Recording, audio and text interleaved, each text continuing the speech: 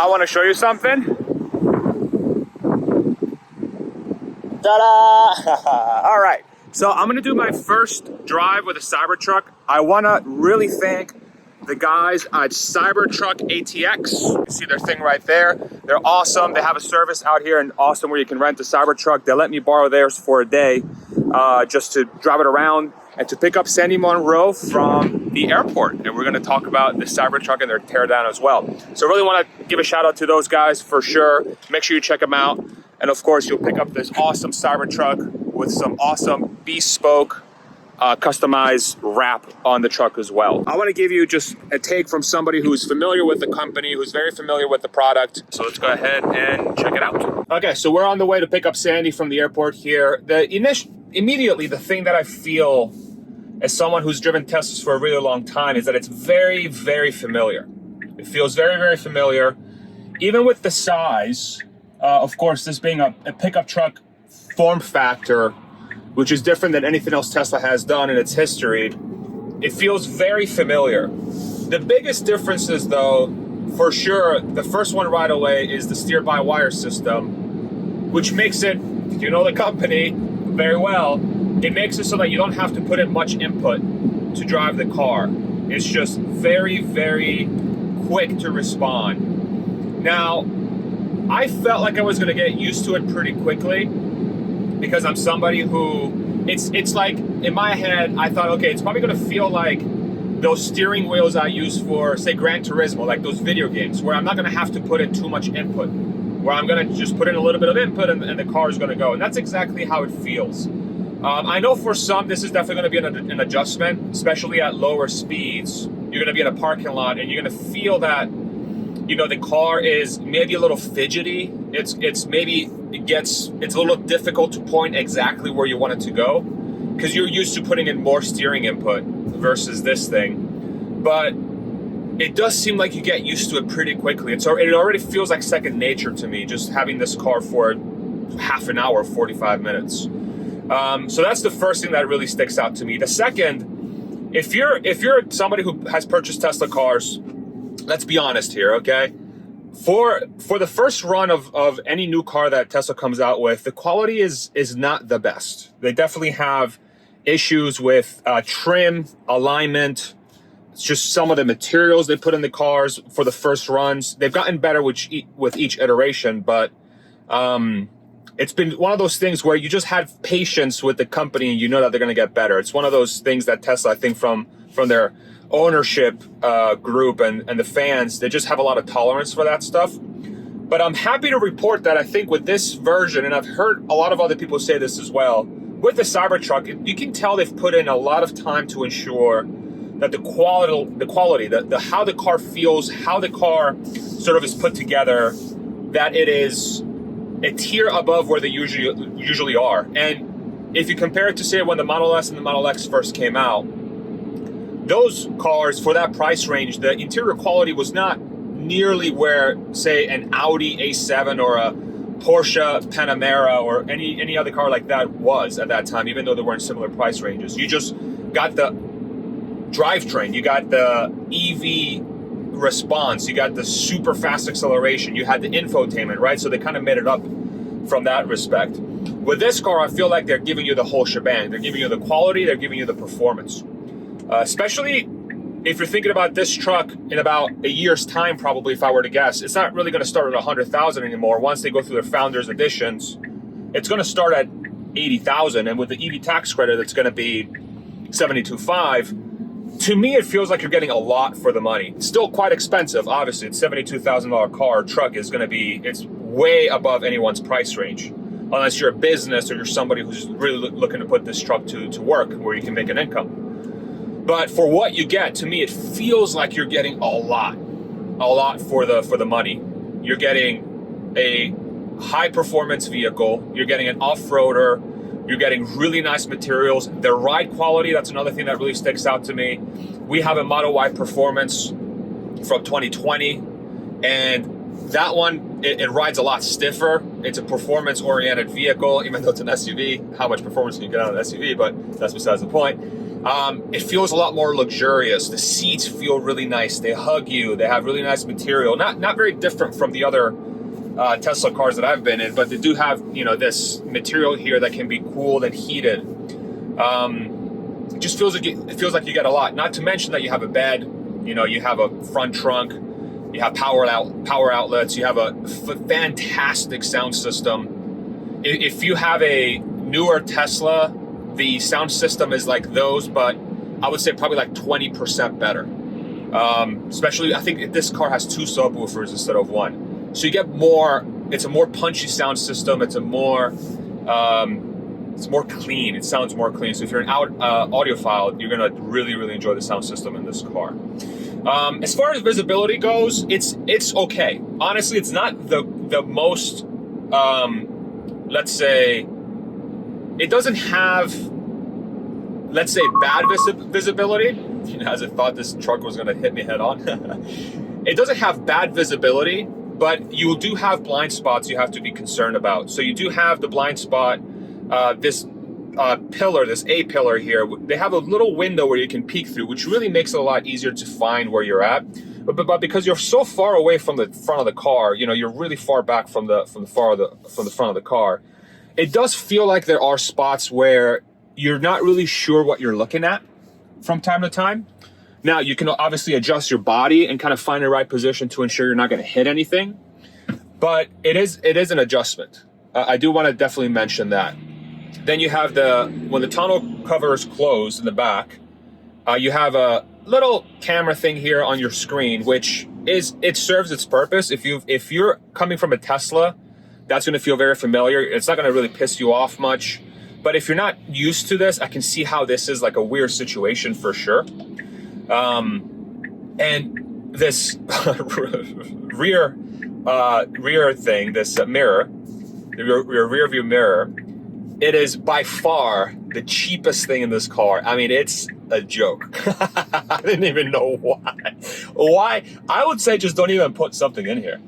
It looks so silly. It's so small. It doesn't feel premium. You touch it, it's kind of like, especially compared to the rest of the car, it feels kind of like an afterthought. And I don't blame them, honestly, because you can't see anything out there. But I would just, you know, I think legally you have to have one of these things in the car. But I would just say if they can figure out how to just not even include it, I would think about going that way. But the visibility is something to keep in mind. But the side view mirrors, for me, the side view mirrors actually perform really well. I saw a video yesterday of somebody that was looking to use their truck for towing, and the side view mirrors might leave a little bit to the desired, and I completely understand that. And it makes a lot of sense. But for driving, they actually give you really good visibility. I don't feel like I have any sort of issues looking back to my sides. And then as it pertains to the blinkers, so the left and right turn signals, I'm okay with the buttons. Honestly, I thought I was gonna not like it as much because I'm just so used to the up and down, but I've gotten used to it very, very quickly. But it might just be a function of me being very familiar with the Tesla ecosystem, where as somebody who's driven a Tesla before, I am trained almost to expect a little bit of quirkiness when it comes to the decisions they've made around the car and what should be in the car, what shouldn't be in the car. That's one of the things I've expected them one of the things that I'm saying, hey, it's okay for them to do that, right? And for me, it's not too bad. I think it really helps that they're actual buttons. If there were haptic feedback, I think I would have been a little bit more, I don't know, it would have been more of an issue for me. But the fact that they're actual buttons and I can feel like I've depressed them helps a lot. And the fact that you don't have to turn the steering wheel too much, it makes it a lot more easier, a lot more palatable to have the buttons here instead of the stalks. Driving dynamics. It feels so cushy.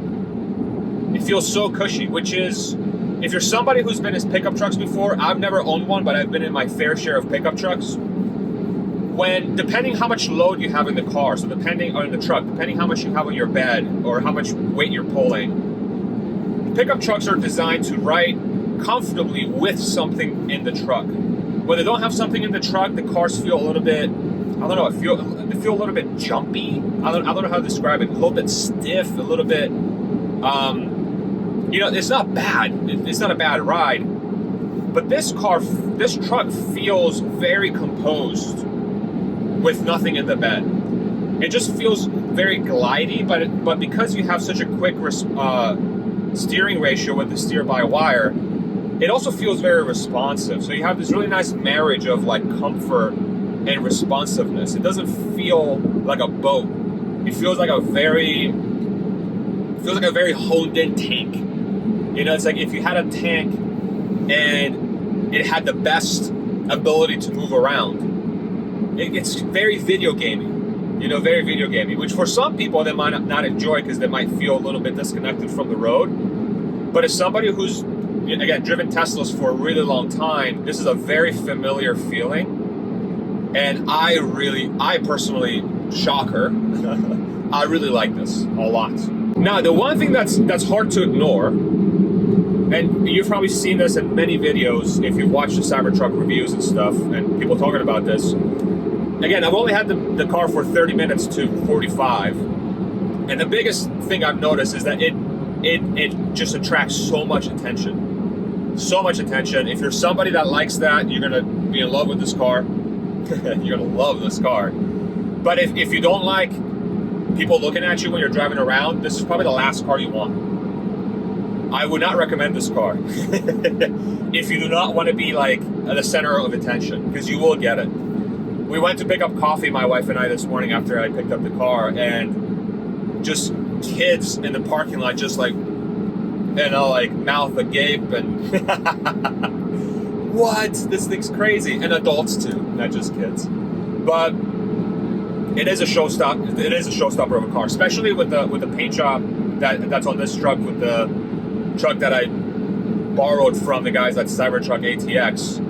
The wrap on this thing, he was telling me they were using the same film they use on headlights to make them blacked out at the legal limit. However much you can put on the headlight. That's what they used for the body, and it gives it this really unique, transparent look where you can see the grain of the stainless steel, but you also have this beautiful sheen on it. It's really, really cool. So you layer that on top of the look of the car, and if you wrap your car, forget it. You're gonna be like the prom queen. You know what I'm saying? Now, I am on the highway. Let's just say I'm going the speed limit. All right. And the other thing I've noticed in comparison to my Model Y performance is that the road noise is a lot lower. It's a lot less. It rides a lot more comfortably. Again, it's not a performance vehicle like the Model Y is. It's a truck with an air suspension, but it feels very gliding on the highway. It feels like this would be an excellent road trip car. You get a lot of like a touring sensation when you're in here, especially with the 35-inch tires on here, which are, they're not particularly built for highway driving, let's say, or touring, but because it's such a big tire, you're going to get a cushion from that as well, in addition to the air suspension. So that's another thing to look out for, that if you are looking to purchase this car as a car you can drive around the highway or take road trips in, I think that it doesn't matter what tire choice you go with, this thing is going to ride really, really, really, really, really nice. So I really like that. So yeah, man. So these are my initial sort of off the dome thoughts, reaction of the Cybertruck after taking it out for a spin. You may be wondering, well, where is yours, Farzad? You have a reservation. What the heck?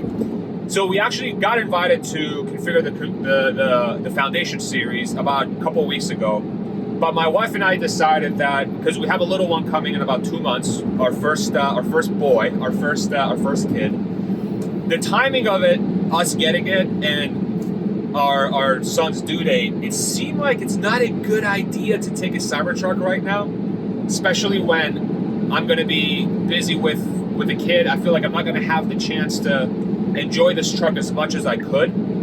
Not to mention that if we wait a little bit longer, once they go through all the Foundation series reservations, I'll be able to get the same exact car for about $30,000 less.